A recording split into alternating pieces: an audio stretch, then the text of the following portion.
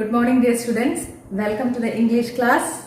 We are meeting for the first time to this online class, right? So, today I am here to explain the poem Amanda from your textbook, The First Light. The poem is written by Robin Klein. He is an Australian children's writer. If I say the introduction of the poem, from the title itself you know that this is the central character. She is a young girl. Her name is Amanda. She is constantly nagged by her mother because she was not at all behaving in the proper way and in the proper time. She always showed a lazy nature for whatever her mother says. So that irritated her mother, and that is why the mother was constantly nagging her for her bad performance. So what we are going to see in this poem is the reaction of this girl, Amanda. She was, as I said earlier, that she was showing lazy nature for whatever her mother says. So we are going to see her reactions in the poem that we can't tolerate. So the poem is divided into stanzas. You know what is a stanza, right? After each stanza, you are seeing 3 lines in brackets. That is called interlude. You might not be familiar with this word, with this term, interlude. Interlude is a thinking of the main person. Here, the main person or the protagonist is Amanda, the young girl. She always wants to stay in solitude, or she wants to enjoy freedom. So she always wants to be alone. So Amanda imagines herself as an orphan in one stanza. She imagines herself as a mermaid in another stanza, and she imagines herself as Rapunzel, the character. So we shall see how the mother is irritating her and how she reacts for that. We are going to see the poem. We shall go through the poem. So, okay, my dear students, we shall start the poem, Amanda. The poem is divided into stanzas. Each stanza consists of 4 lines. After each stanza, you can see 3 lines within brackets. That part is called the interlude. What is interlude? Interlude is the imagination of the main person of the poem. Here, the main person of the poem is Amanda herself. She is imagining herself as something. So, after each stanza, you can see the imagination of our young girl Amanda. That is what we can call as interlude in this poem. Okay, the first stanza. Don't bite your nails, Amanda. Don't hunch your shoulders, Amanda. Stop that slouching and sit up straight, Amanda. Here, Amanda's mother is asking her not to bite her nails, not to hunch her shoulders, and stop that slouching and sit up. The mother is asking her to sit up straight. Don't bite your nails, Amanda. Don't hunch your shoulders. What is the word meant by hunch? Bend. So the mother is asking her to not to bend her shoulders. She is asking her to sit straight. Stop that slouching and sit up straight. The mother is asking her to sit up straight. Don't slouch her shoulders. So here Amanda's mother is speaking to her in a very strict manner. We can see, right? You might have gone through these situations, I know. So you might be familiar with these words of the mothers also, right?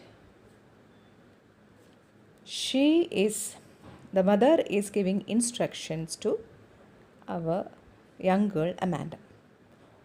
What the mother tells? The mother tells Amanda not to bite her nails, not hunch her shoulders, not bend her shoulders.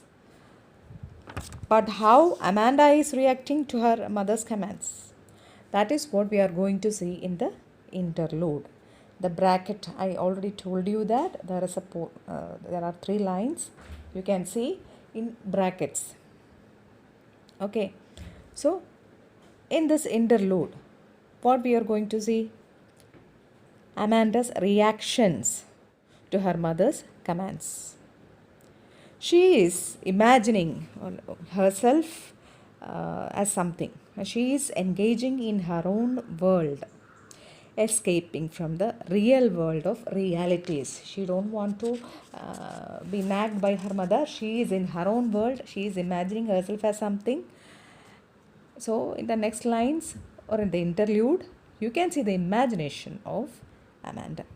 She imagines herself here in this interlude.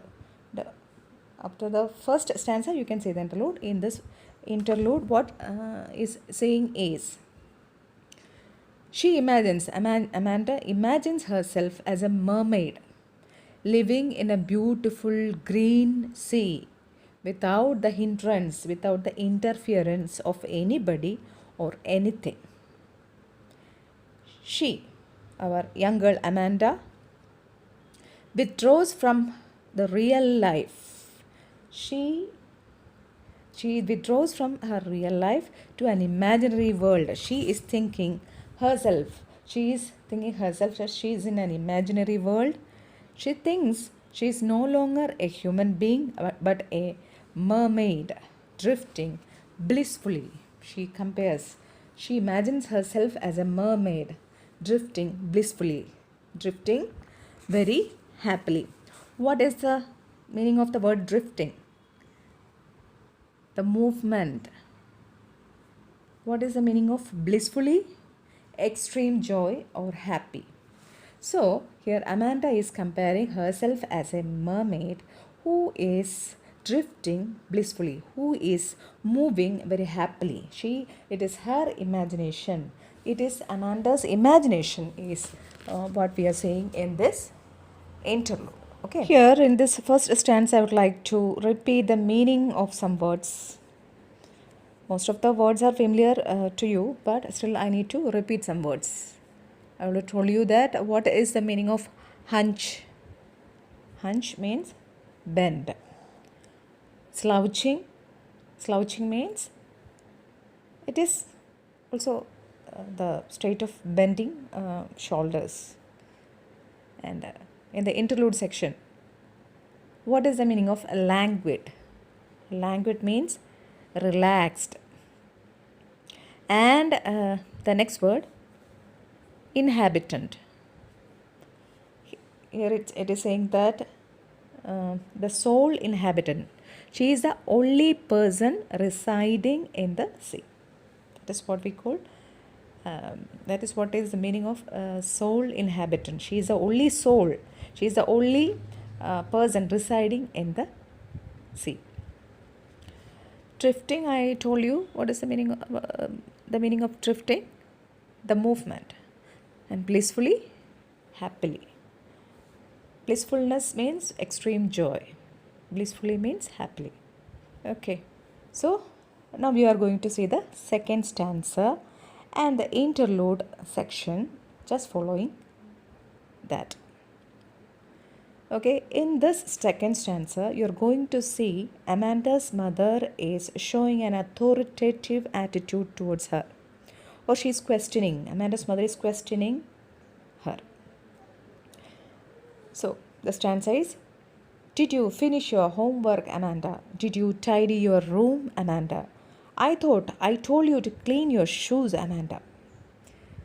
So, here in this section, Amanda's mother is asking her whether she has finished her homework, whether she has tidy up her room, and she's saying she thought that she might have cleaned her shoes. Here we can see Amanda's mother is showing an authoritative attitude. She asks Amanda whether she has completed her homework. She asks her whether she had cleaned her room.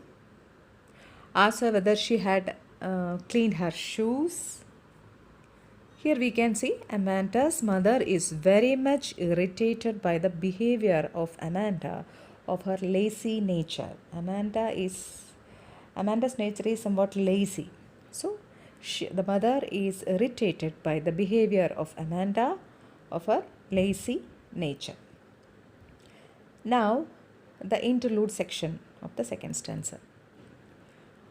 I am an orphan roaming the street. I pattern soft dust with my hushed bare feet.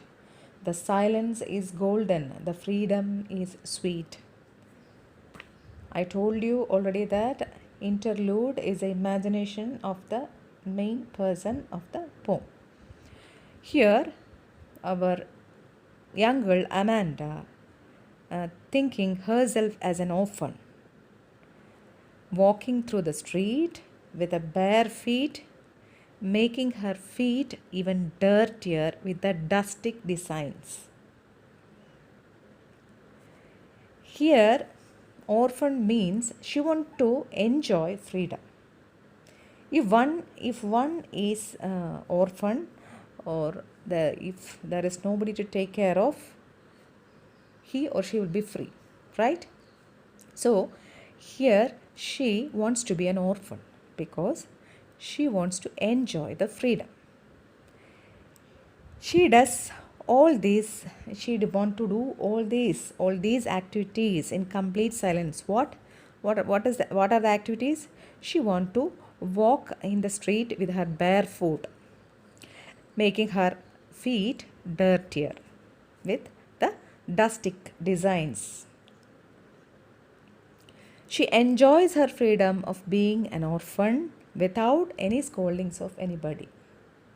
That is what she wants here. She enjoys her freedom and she feels it very sweet. She enjoys her freedom and she feels that that freedom is very sweet.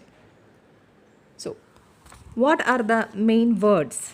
What are the main words in this stanza?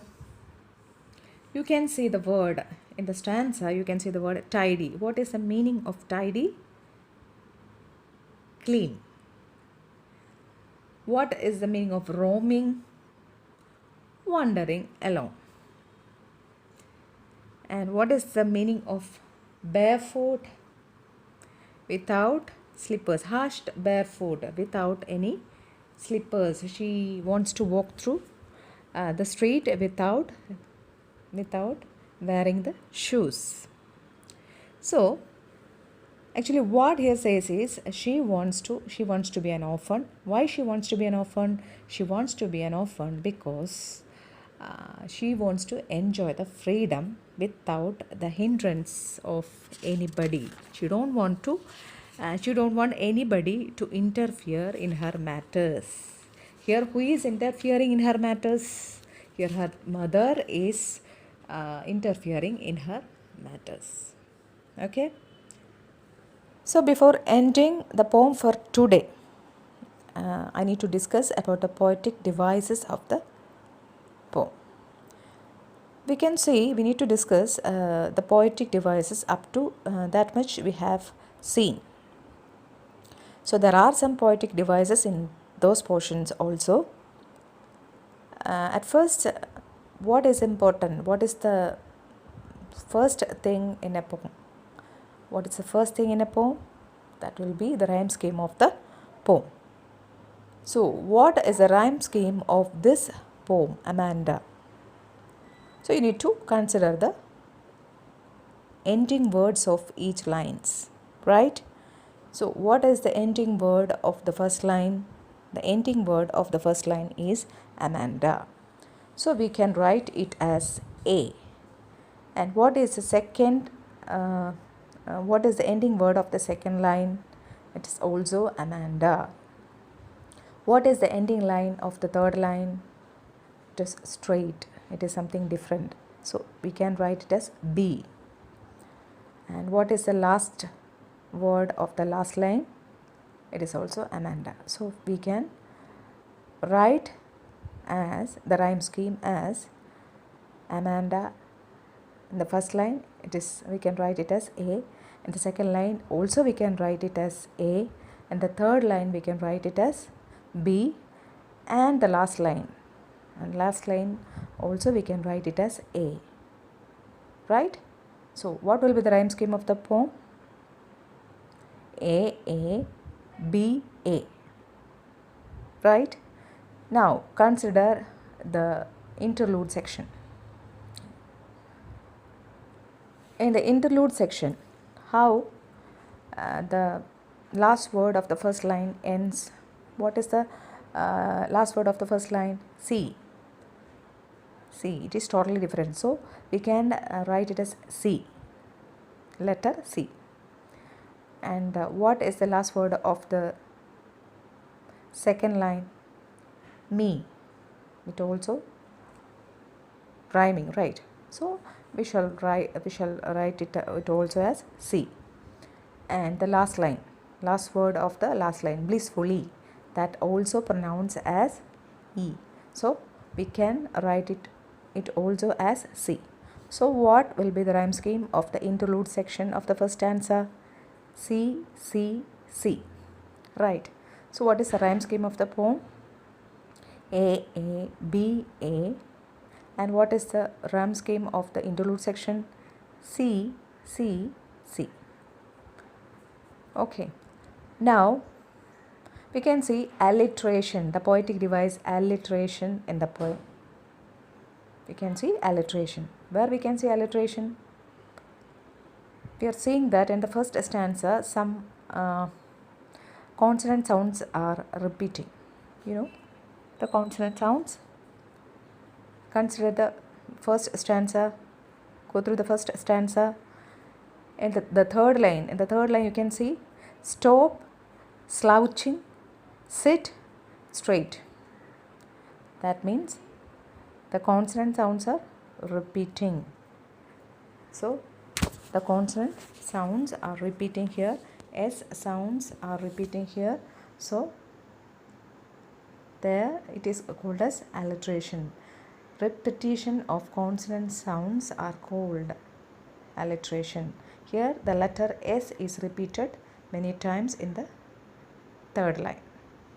Right? So we can consider it is an example of alliteration. Now another poetic device we can see in this is metaphor. Metaphor. Where we can find this metaphor? You just go through the interlude section of the first stanza. There you can see emerald sea. Here the sea is compared as emerald sea. What is emerald? Emerald is a stone which is green in color, you know. So here the sea is compared as emerald. So there we can see we can find the poetic device metaphor. Okay, so I told you about the poetic devices. Up to that much we have seen. Okay, so we shall finish for the day. Okay, see you in the next class. Take care. Goodbye.